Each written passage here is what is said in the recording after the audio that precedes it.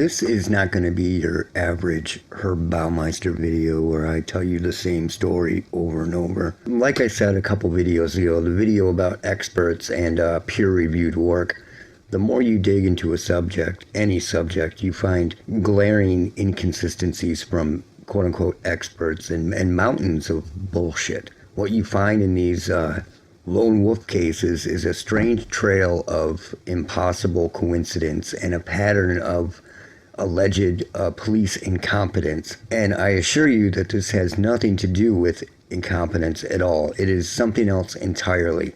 There is always a string of coincidences with these cases, like a military or intelligence connection somewhere, or connections with doctors, psychiatrists, hospitals, or psychiatric hospitals. Baumeister's wife is the daughter of a superintendent at the Naval Air Warfare Center.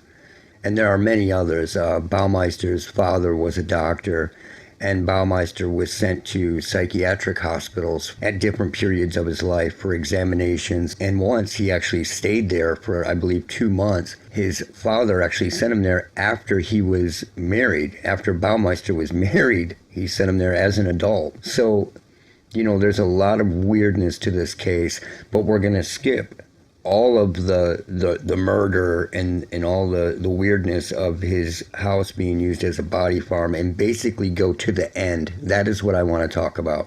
You know, you can take a normal case of anything. Let's say a car is stolen or a guy is picked up for drunk driving. And there isn't a big string of crazy coincidences that happen, unless that guy happens to be, you know, hooked up somehow. His father is a senator, and the breathalyzer results go missing, or, you know, whatever.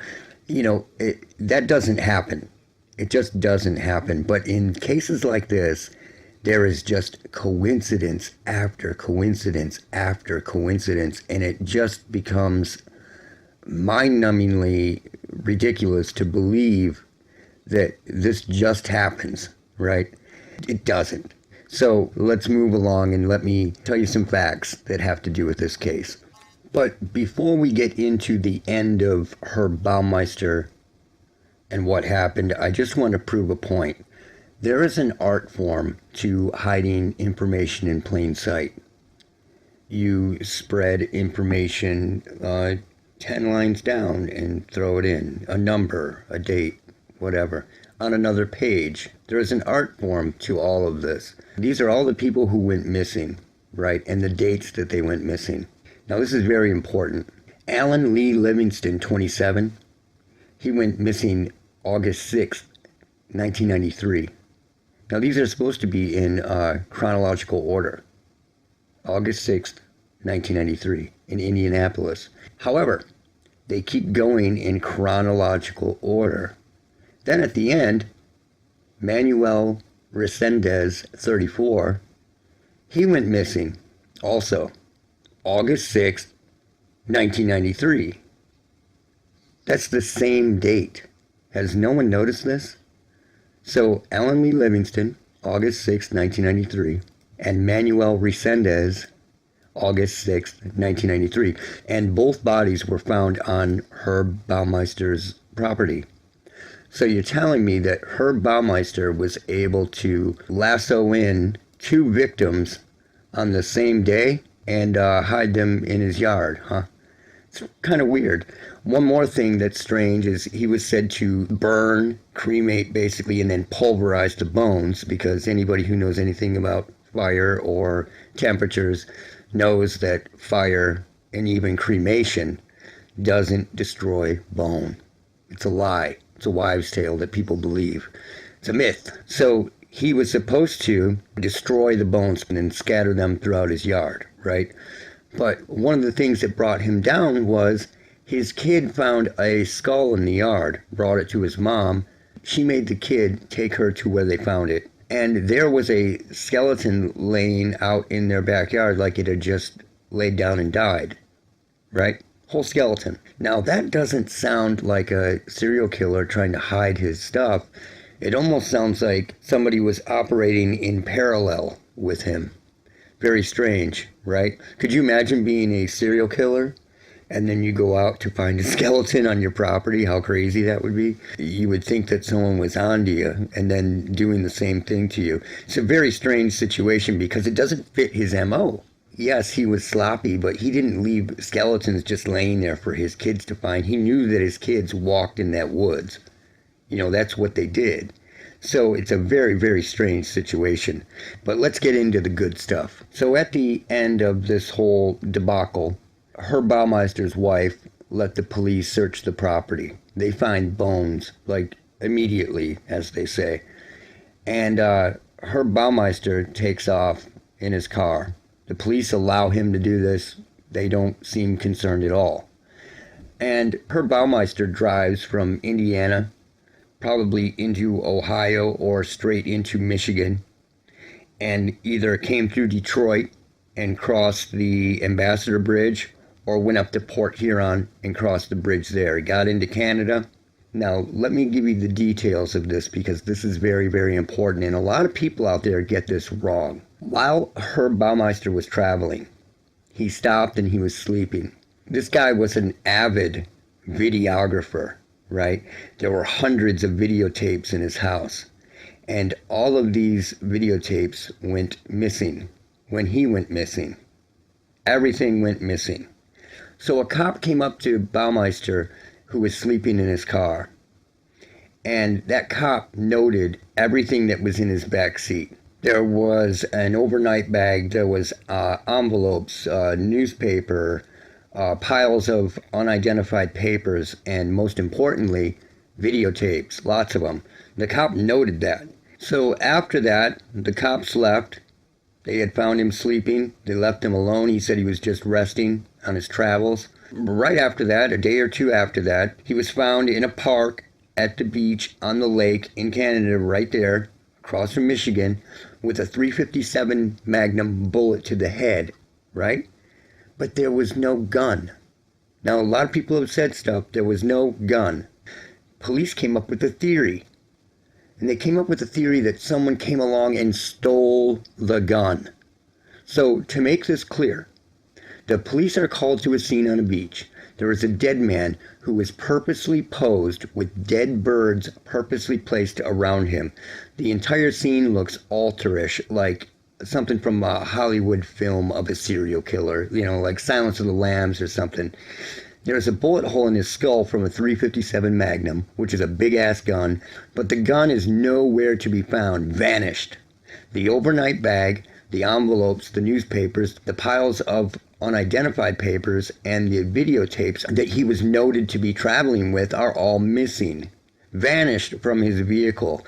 And next to him is a suicide note that began with, "Attention Canadian authorities." Right? So after investigating and noting all these bizarre facts, squaring the coincidences and facing the impossibilities of this entire scenario on the beach, the Canadian police do their best Sherlock Holmes and come to the conclusion, and I'm really not making this up, that Baumeister drove outside of the United States for some unknown reason with the intent to do himself in. Sometime after a cop had pulled up on him sleeping in his car, he managed to completely and totally make everything that he traveled with vanish completely.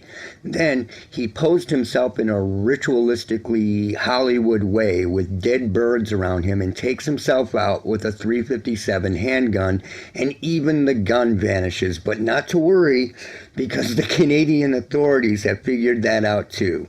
Canada came to the conclusion that someone strolled up on the Baumeister body, took a look around the scene, and then decided to steal the gun. Now, that is something you don't read on Wikipedia. So someone walked off with a potential murder weapon, risking being caught with it and inadvertently framing themselves for a murder they didn't commit, all for a free .357. So you go, hey, I got this gun, but he committed suicide. Canada and the U.S. will never stop talking about the fact that Baumeister's alleged suicide note talks about his failing marriage, his failing business, but completely avoids talking about all the victims. They say that all the time. Yeah, he wouldn't even admit to it. But after all that ballsy denial of reality, he then turns his own death into the most Hollywoodish, satanic cultish, serial killer looking altar possible? Is anyone out there seeing issues with this? You know, investigators found his car had been stripped clean and shit had been removed, according to Kathleen Clark, a former Hamilton County deputy prosecutor who traveled to Canada to gather evidence and observe the autopsy. So everything's missing. The guy's dead of a .357 Magnum bullet to the head, and even the gun is missing, right? Very strange, but it's a suicide. But guess what? There's more. There's more. Indiana had two pieces of evidence from one of the murders, a semen sample and a palm print. Mysteriously, the semen sample vanishes out of the evidence room, never to be seen again. But do not fear, because Indiana sends a forensic technician up to Canada to get a palm print from Herb Baumeister's corpse. He gets it and drives home. But not long after that, the police in Indiana claim that the palm print didn't take. Very strange, right? So they send the technician back to Canada a second time to reprint Baumeister's palm. He makes the trip and comes back to Indiana with the palm print. And if the coincidences couldn't be any thicker, the palm print doesn't take again. So they send the technician back a third time. But when they get there, Baumeister's body has been cremated. So in the swamp of coincidences, that is the Baumeister case, they are never able to get a palm print after 3 attempts. 3 attempts. And the semen sample walked off long before that. Talk about muddying the waters, right? So again, this is just the end of the saga that was Herb Baumeister. Now let me just sum it all up, and I want to throw in the date again. 2 guys go missing the same night, August 6th, 1993, and both are found in Baumeister's yard. That must have been a busy night. Once Baumeister is accused, he heads into Canada for some unknown reason, and the cops really don't care. A cop pulls up on him while he's sleeping and notes that he has papers, envelopes, newspapers, and videotapes in his back seat. A day or two later, Baumeister is found on the beach with a .357 Magnum wound to the head, posed in a strange way with birds around him, but there is no gun. It has vanished. The papers, envelopes, newspapers, and videotapes are all missing, never found.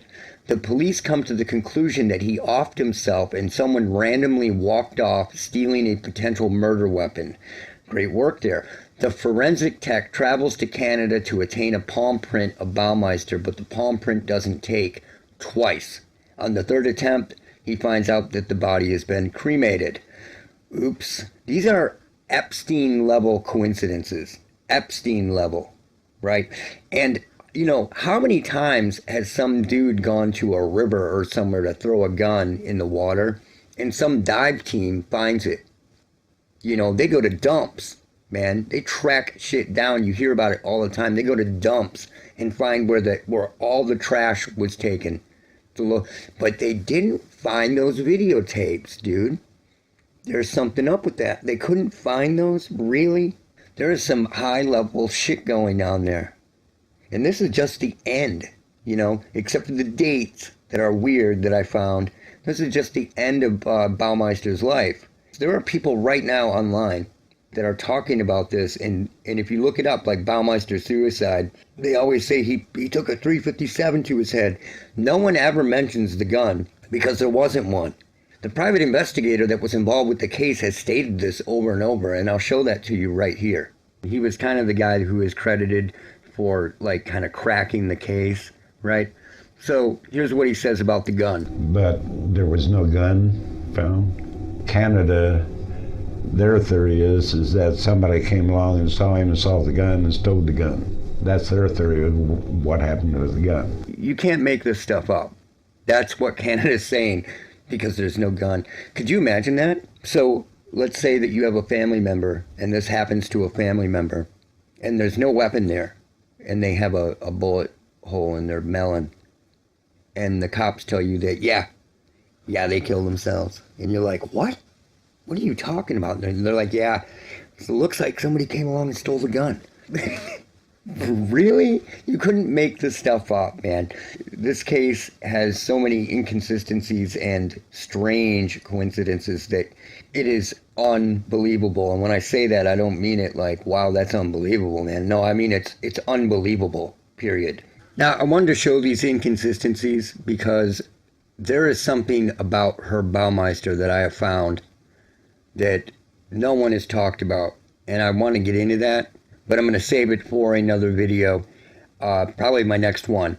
All of these cases have strange anomalies within them, all of them, but this is one of the weirdest ones, and it just has something about it that just gets me digging. And I'm going to show you something really strange about Baumeister in the next video, and that's it for now. Look out for Charlie.